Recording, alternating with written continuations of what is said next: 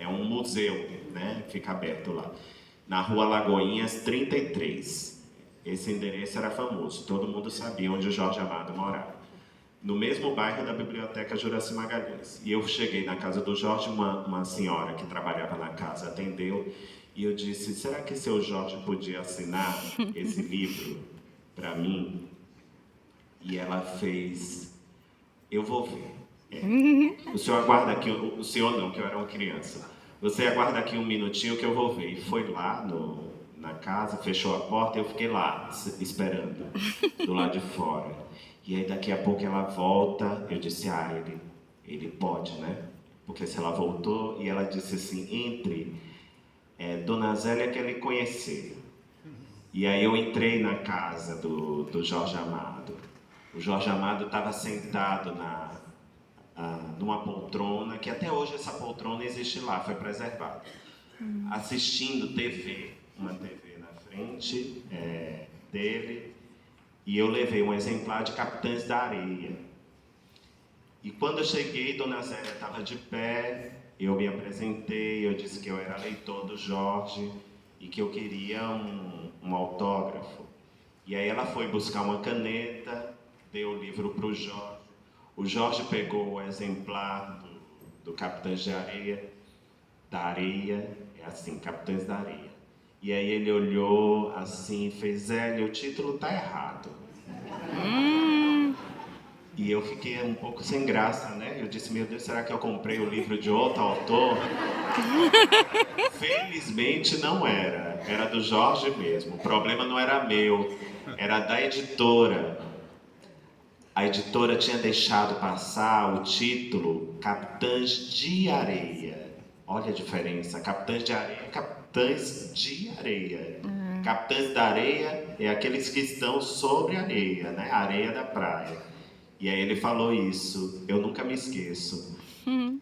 E a Zélia disse que ia ligar para a editora para informar que o título estava errado, mas mesmo assim ele assinou. Até hoje eu tenho esse livro.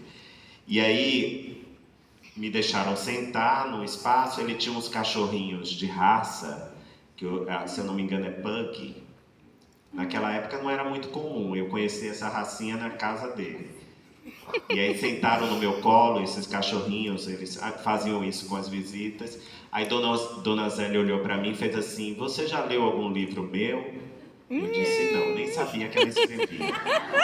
Eu disse não li. Aí ela fez, esperei um minutinho, aí foi na estante, tirou Anarquistas Graças a Deus, trouxe, autografou para mim.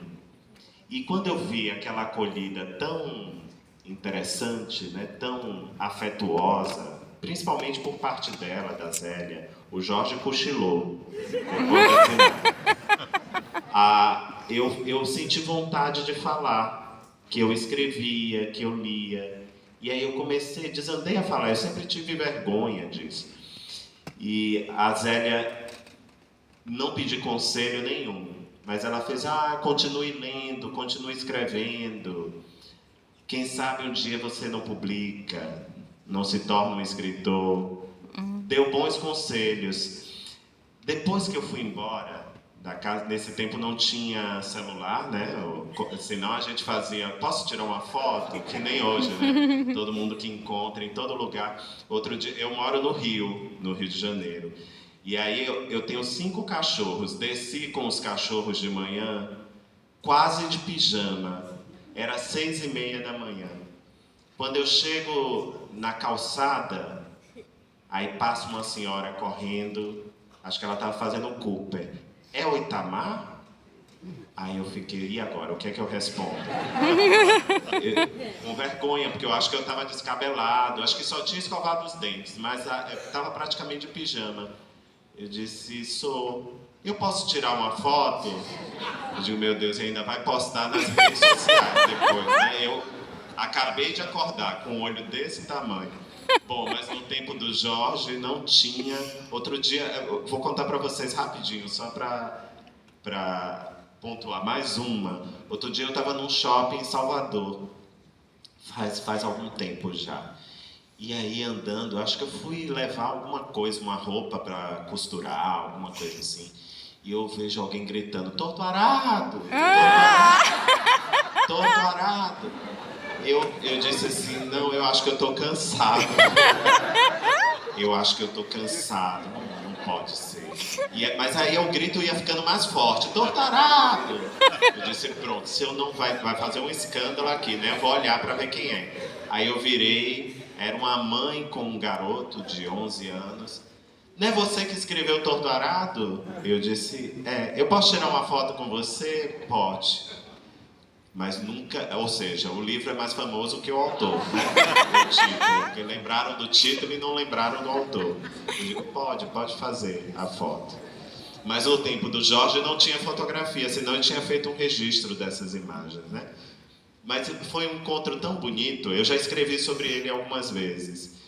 E aí, hoje, depois vendo tudo que aconteceu, o Jorge Amado foi o último autor da Bahia a levar o prêmio Jabuti de romance em 1994.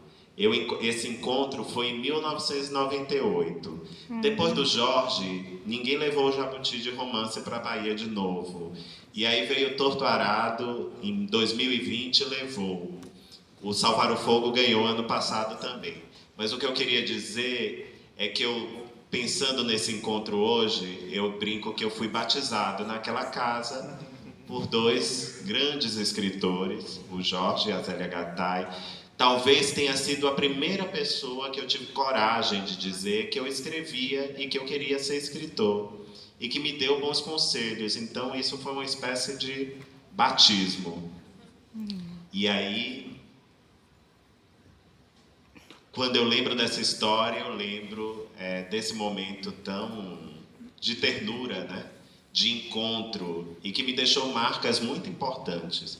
Porque o Jorge Amado, como escritor, e eu fui até o Jorge porque eu fui à biblioteca, e eu estou falando da biblioteca também aqui, do Sesc Santos, o Jorge, como escritor, ele me ensinou uma coisa valiosa. Além de ser um grande contador de histórias, vocês veem que recentemente teve acho que ainda está apresentando a televisão, né?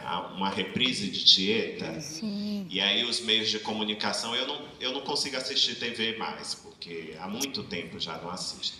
Mas leio jornais. E eu vi o jornal dizendo que a reprise da novela tinha uma audiência maior que a novela das 8.